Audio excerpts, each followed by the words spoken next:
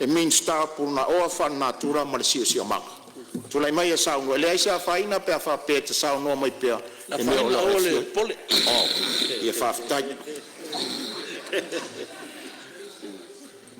o te o folo fatu ma fatalo fatu le fiong al fong te lai malo le tawata malo le fa palpale wale fa foina o le whātautaya o le whana uso o le tātou watunu. Whātailo whinangalo nei tai au. Ma o te manatu o le tātou whalauia i lau sā. Wāle tau langa osi ilu mo le tua nei tai au. Ina ia whāpale mailo na alofa. A wā le whana uso o le tātou watunu. A meise o le whātoa whala inga i sui malu le pāne mene. O le foi wa e fatu lima i le malu tawe o le mata. O wa le tawaloa ma le alo ia o tofinga. O wa le malo e fa pe foi le tuangai a ea sui mabalu uma le mata i tofinga o tatu tau awene nei. A fia foi malala fa ululunga o mtanga luenga o lo fa fautua wa le tatu malo. Fa pe foi nisi o tapu inga a Samoa o tātou whatasil nei tai au limanua. O le foi wa e o wale tapua inga Samoa. A mata mai o na au se au pita titi. O li atu le nganga whaftai.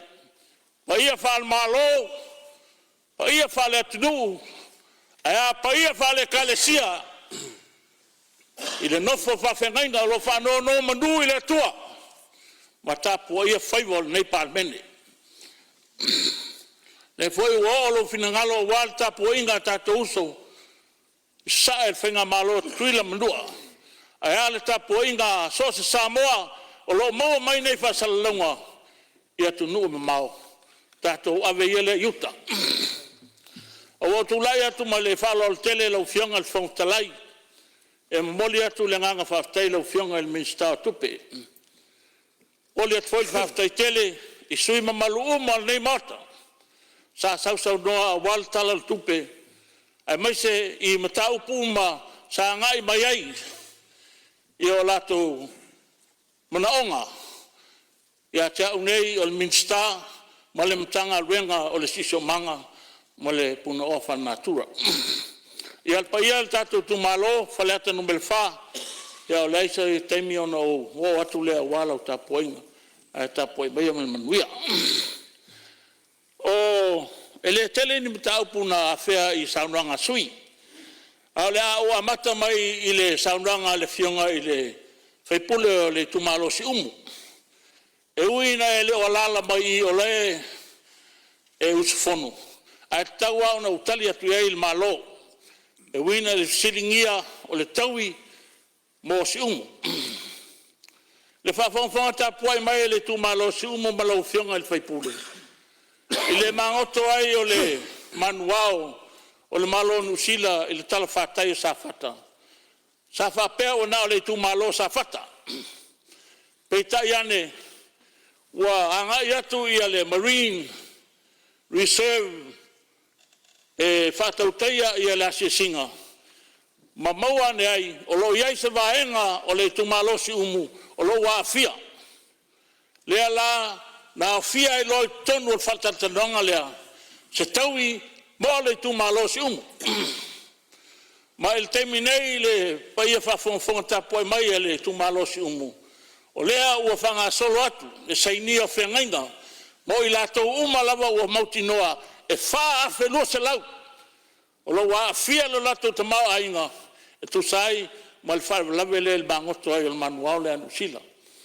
E ma lo wa mata foi na whatata noa, ma le malonu sila, le whamatu ina mai o le 5 miliona lua se lau afi. Mo le tau e si umu, e ese mai tupe le asapata. O lo manino le lei, le mtaupu, ma o le tulanga tonu na o lo oto ai le mtaupu, i le tumalo si umu. Ma e tar sangat foi tatu tumalo, ina ia tau tapuai mai o lo whanga solo pea ia fuwhanga da tō malo i le wā mno sila. E tua ia e maua O le memo tinoa na. Lau fianga ile fontalai. O na o mai le ile saunanga le fianga ile sui o fasalanga numeltasi. Ile maua mai le o fasalalonga ua fatafudaina le tele o lapisi ile maketi salelonga. Mo le aso lava lea na launga ila ufionga ile li faipule. Sa upolo ina ile mtanga luenga ina ia. Ia mo lea ua mata ituina ile mtanga luenga. Mai fautua fo ia ila to umalava. O lo iai ia nofanga o lo taula iai ia lapisi ile mo tele salafai e fa pefa fo nei ile talfatai o pia. Ona o mai lea ile finangalo le fionga ile fai pula fai ata tolu. E tene mta upun sauno ia ile fionga ile li fai pule. O le tūlanga ile tele o ta vale o loa a mai tonu tato nu ia le aestemi on tali atu le fionga le li palmia o ia lo ngafa mo le tau veina o le tiute o le LTA.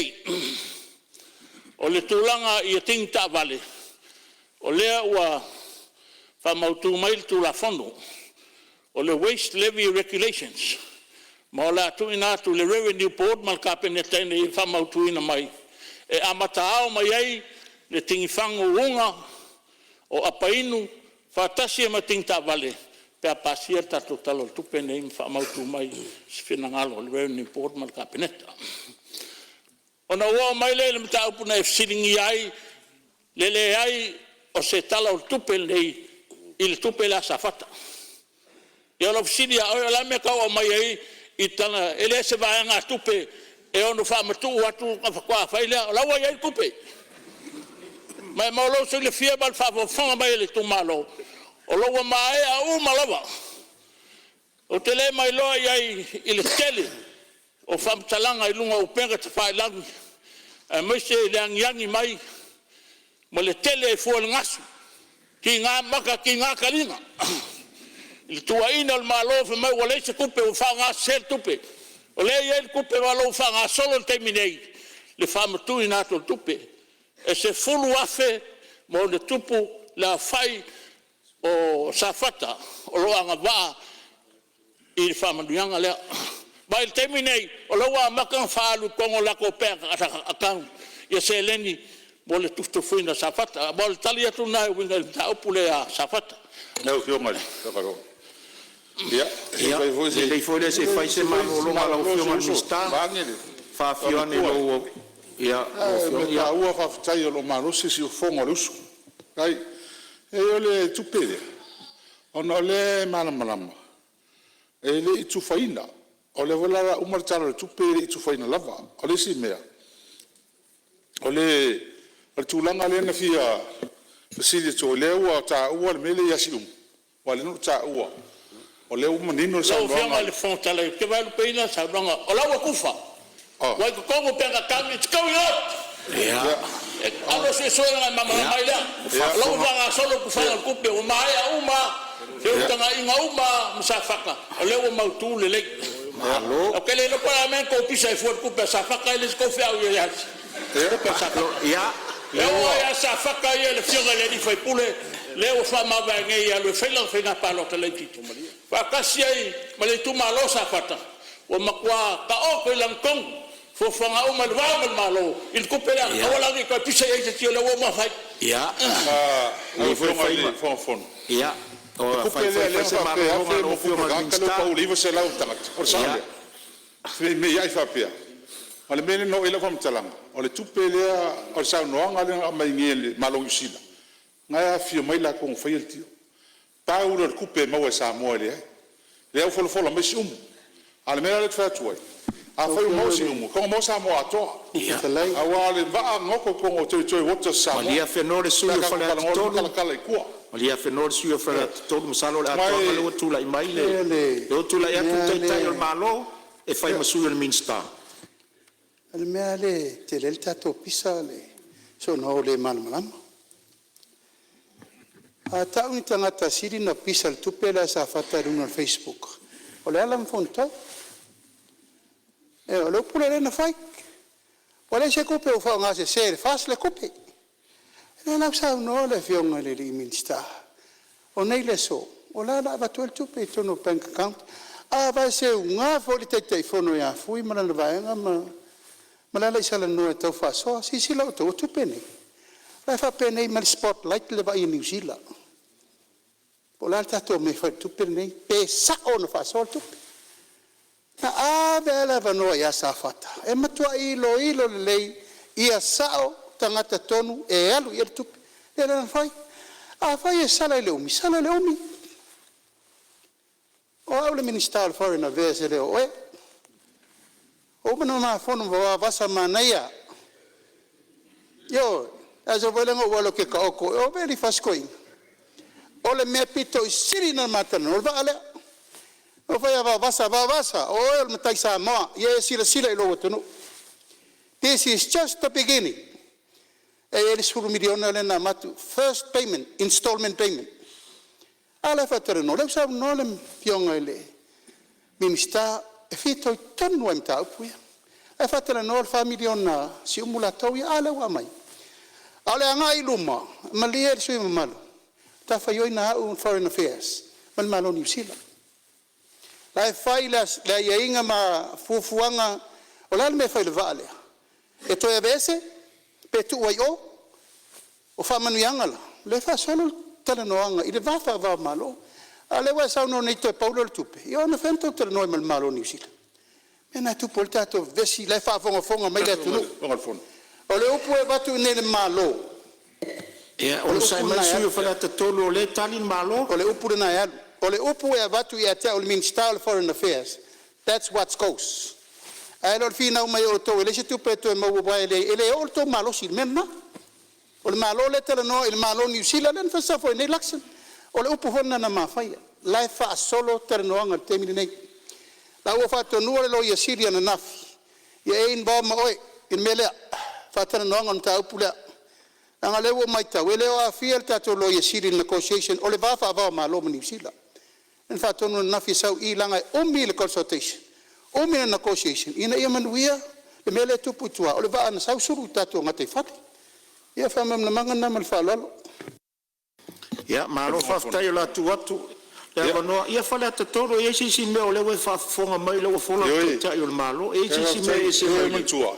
E tatu tua fa mo monga e ri matu fa mo monga. Mama tu o e so mai e ustala le fa mo mo le o manino sa no nga nusila palmia a fa yo to fa wa le ai al militar no me tu sia me alo malia la lo fina nga lo le ta malo o le si va nga lo fion o le o le pepa le tu fo a fa mo e si pesa o mel miska e ele undertaking ne fa pesa ni tangata a sa ni ro ele ko mo se kupe le ko yesi ta sanga lo na fa yelo yai le a fa yai wa me yole o mai e sini fa no mai tulanga le o le o tonu na le tu po ni ta to vesi o le to wo fa mala na I mai na me fa sangi ka ka yaungi ko mo se kupi. That's not the process.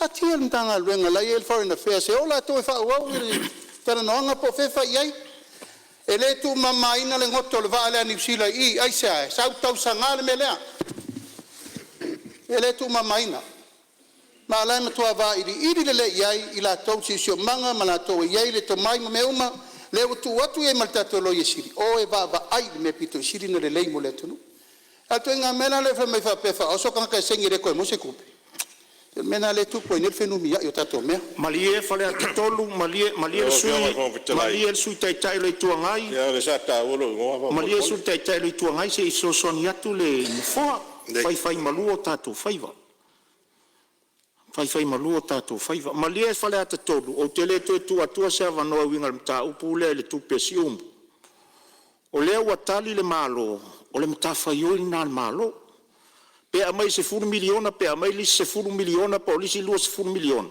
o le mta fai o ina malo I le si malo a tulanga wa esa no ia e tu sai o le fa mamla manga mani vaenga na maua ia fo isu enga ia lo fa mamla mal fong talai o le tali muli a o le malo ia ai malia fina ngalo e le tu atu al fong talai sa va no tulanga le tu pesu blau sa no mai le fionga Minister e onga le mtanga luenga mal sio sio manga wa fain lau fasol le fo tari mamlama le fionga le lipan mia le la ua feu tanga inga mal pal mia le la tunu ia tatu talia lupe o mau a tulanga fa mau mau ngar tangata la to mana fa mau mau le tali manino te te malo ia o tulanga na fa manino o tulanga le mai le toe ia i fo serva no tu ator fong fetalai tu sor fa mamanga malo ile tau emosium ia ono le manuao New Zealand na fa penan fa le tonu ngate fali maranga fa lolo o fionga fong fetalai ia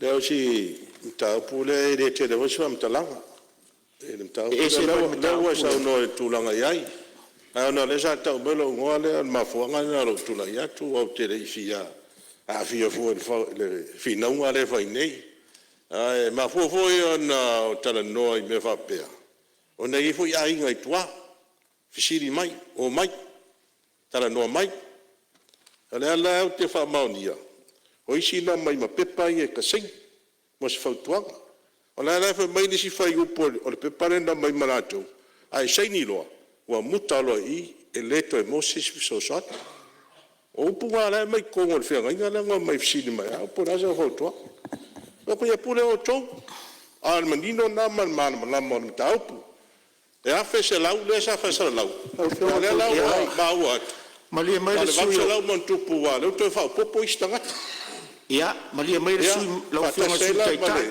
se le ni si malia mai lau fionga sui tai tai la se tuatu la no la se tuatu se fai foi ma mai mai fa foi le tuatu la tule tuatu la no tai tai malo e fa fonga mal te fono mal committee o lo ngafa mal lu filufino tu pele ele ta tauna yese me le lo al malo ya inga ina vea ang ila le puna mel tu nga mele fa tupu a fa lo atawa ma ese el ta mo fa le malo fi na tu pe fa bop ale la ave tu pe fa segni tanata o mali li ele to mo se stupe au fa te fono mal ta to committee so si le foi fa i fa matalanga ye mai ele ta fe ngai ma su e mai la fa mambonga pe sa o la mele a mai fa mamonga ta pala o fionga fong tele mai fa mamonga tu inga segni la nei fe mai to ainga o le fa pe mai a saini lo ele to Moses fa mania o ila le vai manu al ta tom ta upule ta fai e se le negotiation le fa sanga ye le malo mo le pui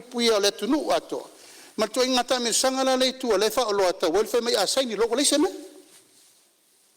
o le ta to nunga na ta to committee o mori mai sto li poti va vel capeneta te alfono capeneta te ao ma me fa ma la man ta pule malo fa tai mtau pule salo fa ngatere en no forta no ina mtau pule e ana uso so atu lo fionga sui tai tai le tu ngai mfale atu ia ele a moi ni fa mau mau masalu fina wina mai fa folisi ala le mo va ngana ni fa tu se la folo to fa fonga ia o la ta pena la malo ia vala watu fa mo bongo le meia pesa o tu inga lo fai ai sei sia fina ngalo fa ula ve tu so mta upulea ia fa malu wat o la le mo so o no la fo atu lo fionga min sta fa o lo sa no ba tai lo fionga le fong talai ia auto uma ia le pisel tu pele ia wala vai na le wa vatu fina ngalo le lipan mia my to my understanding ele ai se me fa pena o lo fanga solo atu il mele to te sa no mai ala usa no pal me o fa tu nina komitile ele tauna ye se me le lo el malo ia on o mele i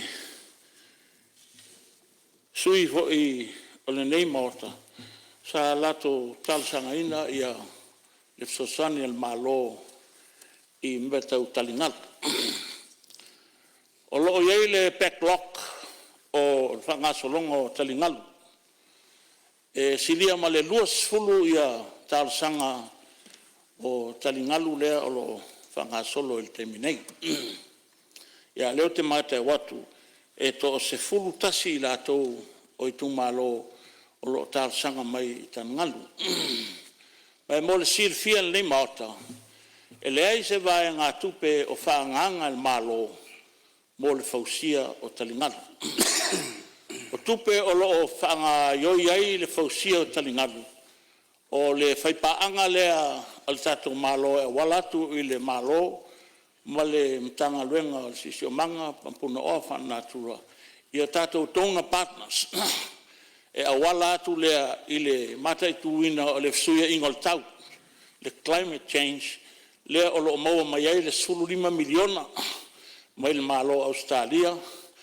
e 2 miliona mai le malo Amerika e whapena foi nisi prokeki o lo o whiutanga i nei le mtanga luenga o sisi o manga ma puno ofa natura e whatangsia nisi malo mo le au mai o se eleni nei e whaanga mo tatu talingalu ia e le paia ma le mamalu o sui sfono umalawa ua sau noa mai matalsanga mai ia le sa noa le tai o malo e le ngata ina whaaleuina e le maorta nei ia le foena e mai lau talsanga tustusia e ave le whaururunga mtanga luenga e kopi mai minsta ia ona matai tuina ile o le whangasolonga o le process e au mai talsanga ona ave le committee ona whaile o site visit ia ma whaita ua fonga a mautule lei ia nga soe lo le whane e whatupe ai ngā luenga na le ngafa ma le mtanga luenga le a nei ia ma o le o malolo fo le mtanga luenga i le aunani atu i kato paanga e fsosani mai ia awa ia le atina aina o tato malo i so stafa ia o te rona al pau ia ta upu sanga i mai la mtanga luenga ina nei misi ia te au sesi mta upu ia o fionga ronga fon ia o whaiwi o sa nganga ni stala o fionga le ia e si vai o tāua lea nau tāua e la fionga ni mista tonu me ia o manufa alafoa ia i tawhai ngata ia ngai laka mai a kako a o taunu fai sufuanga tuititia o misi wha mai tele e fio i nai siasia ia lesi me o tangata ia i tamiti ma tangata ia soli no fuanga lea e ta ua tele fai sufuanga e fio ia o peo ile kia e koe mkai fauma pusi e tangata se tulo e o whakupula ia e tau na fai sufuanga i le vaenga lea ma le whala lava ia ma le me hole o le kako au nino lena u taua ia whaftai mo le tali mai ia tua le wanoa lau fionga minstai i ua whaiwi o lau saunoanga ia whaftai lau fionga ili sui o whaleata tolu ia ua whamawina lo finangalo ma o lea matai tuina ili tanga luenga ia masisira toa ia mta upu ia we la ngā mo le pui o sanga le mo le aife o lofa ia il tato la pisi ia se vang nau a isi si mea si sui ia na o tal sanga toile lo fionga pong talai se ia pa ia tu lo tu malo lo tapo mai ia le pa ia o tato tu malo fa fai pule faleta no melfa o wale a fio fa fenga tau langi e kale sia ke visiano uma tono o tato tu malo e fa pe foi le fionga le alo tu tonga melfa sa ta lawa lo waki mo ko pa e fa pe foi le fionga ale ma ulu mo la ainga nga fa sanga toe ma le tulu sa tu ma fono ma lo to fa va ulu na fa le di mai ai a inga fa flata te moli atu le nganga fa stai i lo to tapo inga manu e foi fei lo to fai pule e ono lo to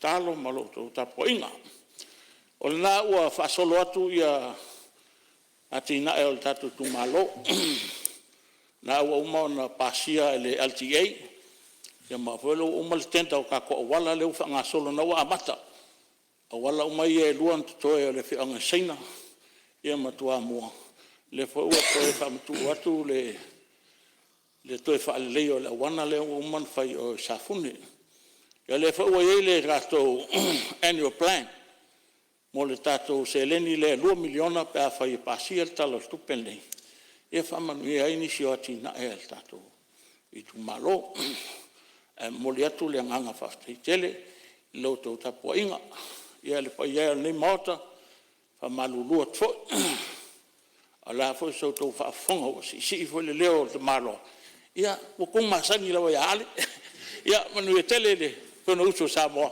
whaftai ia Malo whaftai, ia usa ausi le saunoanga le fionga le minsta puna ofa natura ma si o manga, malo ta pena le fionga le minsta.